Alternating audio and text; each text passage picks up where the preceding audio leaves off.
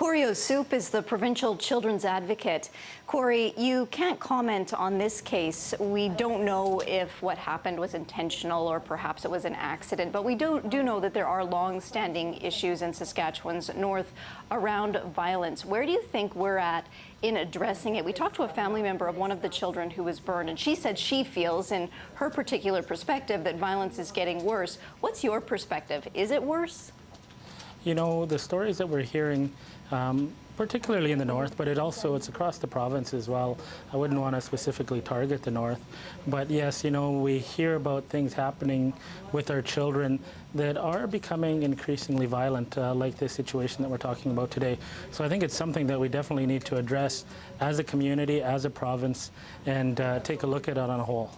When you took on this role as the Children's Advocate, you said you're passionate about improving mental health services, certainly right across Saskatchewan and in the north as well. Have you taken steps towards doing that?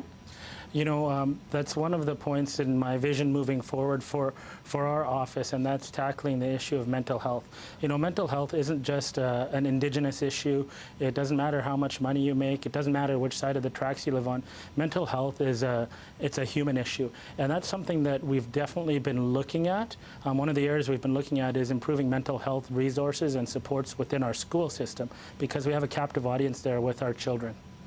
How do you improve resources specifically in the school system? What can you do to make that available to kids in schools?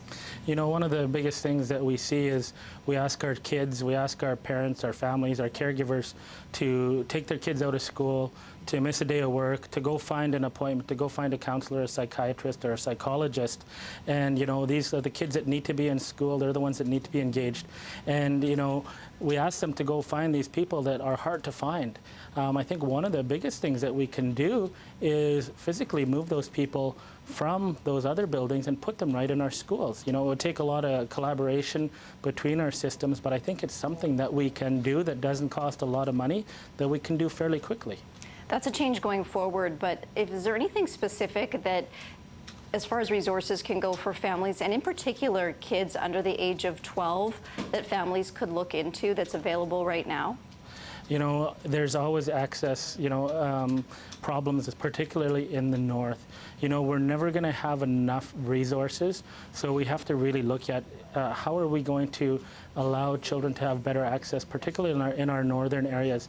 And I believe that those answers are going to come from the community themselves, because we can't come up with those answers here in Saskatoon or in Regina or wherever we are. But I think we have to look there and find out exactly what the community needs. And the piece for me that's missing there is the youth voice, and exactly talking to them and seeing what they need.